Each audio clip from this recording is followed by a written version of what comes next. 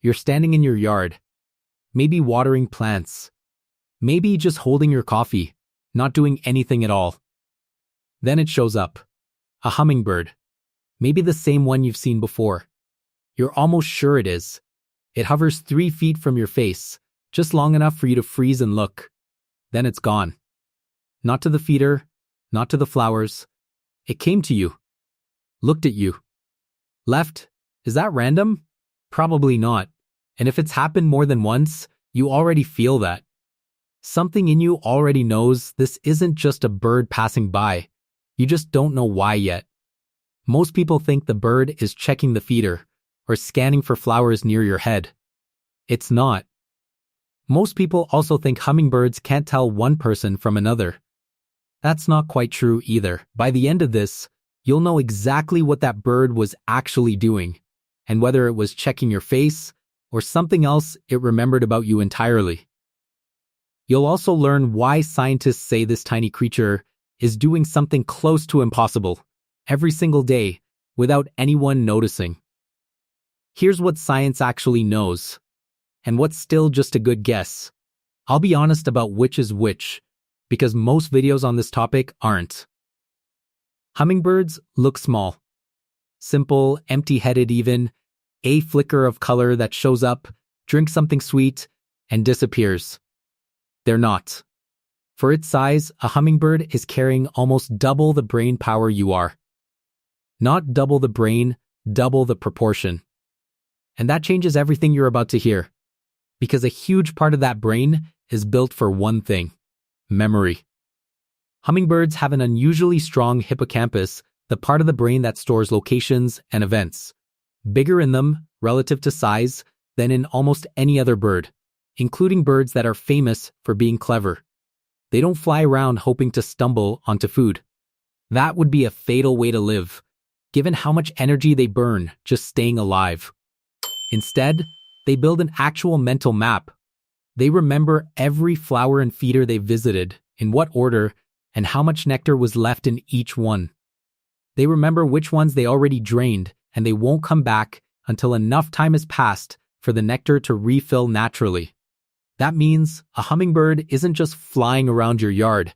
It's running a schedule in its head for dozens of separate locations, updated constantly. They track time. They track location. They track scarcity. All that running inside something that weighs less than a coin and could sit comfortably in a teaspoon. So the bird hovering near your face isn't running on instinct. It's running calculations.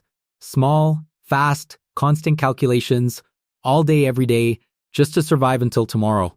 And if it remembers places that precisely, could it remember people too?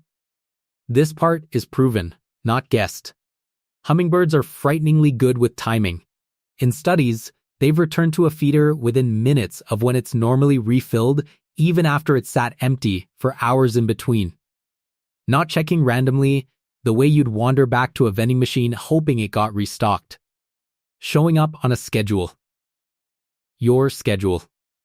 Fill your feeder at the same time every day for 2 weeks. And there's a real chance a bird starts arriving right before you do. Not because it smells the sugar water from far away.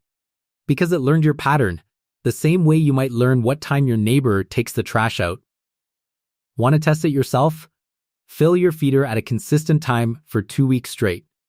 Then, one day, be late even by 20 minutes. Watch what happens. In real studies, birds have been observed lingering nearby, checking an empty feeder repeatedly, waiting longer than they normally would. That kind of waiting isn't something researchers made up for a viral clip. It's documented behavior. If it learns your routine that precisely, could it actually recognize you, specifically, standing there, and not just the time on a clock? Here's where most hummingbird videos oversell it. Let's not do that. We know crows can recognize individual human faces. That's not folklore. It's been tested again and again on different continents with different research teams. Crows have been shown to remember a specific face for years and to warn other crows about a person they've learned to distrust. Hummingbirds haven't been tested that thoroughly. Scientists haven't proven they store and recognize individual faces the way crows do. That's the honest limit of what we currently know. But here's what they have proven. Hummingbirds remember places and routines with incredible precision. Your yard, your porch, the exact time you usually step outside.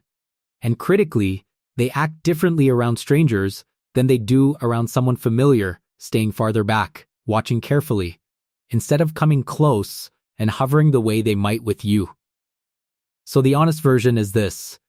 Your hummingbird almost certainly knows you as the safe one who shows up here, at this time, doing these things.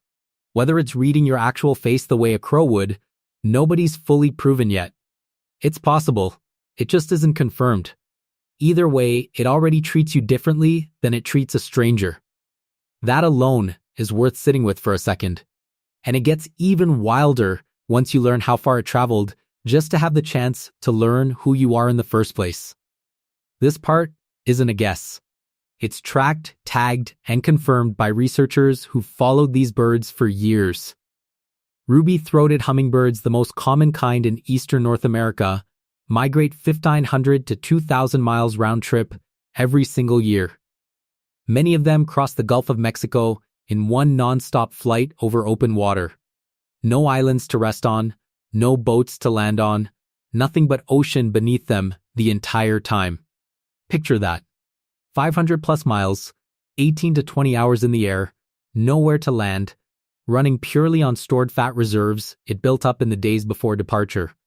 A bird that weighs about as much as a penny, betting its entire life on a tank of fuel it can't refill mid-flight. And tagging studies show something even stranger.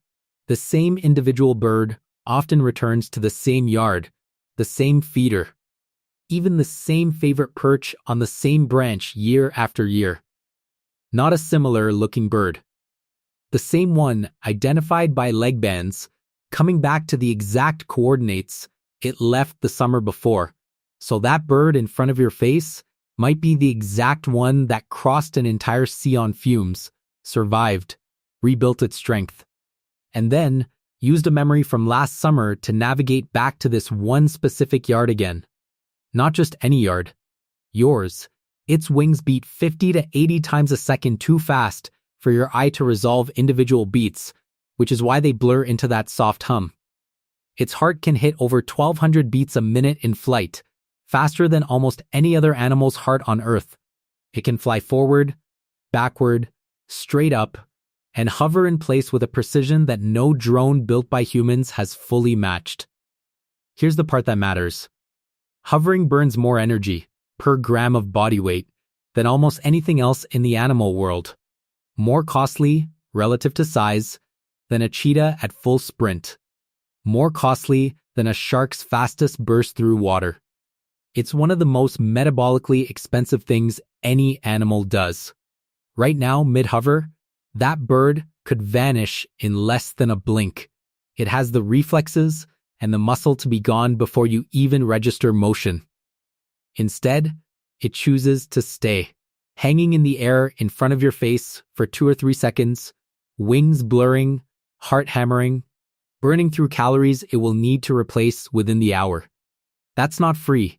That's it spending real, expensive, limited energy on purpose just to be near you for a moment.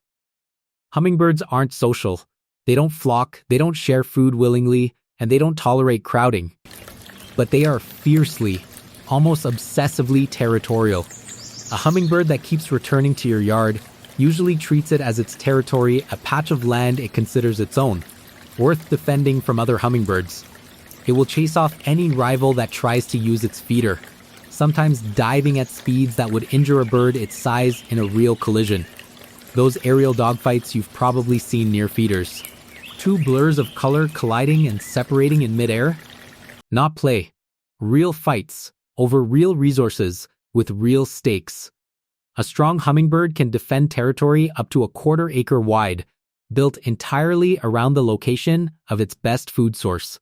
In most yards, that best source is your feeder, which means the center of that bird's whole defended world is a few feet from your back door, which means your yard isn't just a stop on its route, One option among many it happens to pass.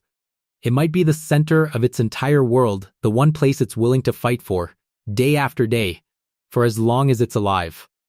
Put it all together. This is a creature with one of the biggest brains, relative to its size, of any animal on Earth. It tracks time, location, and scarcity with a precision that would be impressive in a computer, let alone something this small. It may have crossed open ocean, running purely on stored fat, using a year-old memory, just to reach this exact yard again. It treats that yard as territory worth fighting for. And when it hovers by your face instead of the feeder, it's spending some of the most expensive energy an animal can spend voluntarily on you. The honest explanation isn't that it recognizes your soul or feels some mystical bond, however nice that idea sounds. It's more likely a quick, practical check, making sure you're still the same safe, familiar presence it remembers, before it goes on to feed in peace. That's still remarkable. A tiny creature with one of the most efficient brains in nature, spending a few costly seconds confirming something about you specifically, instead of just eating and leaving like it does with the flowers.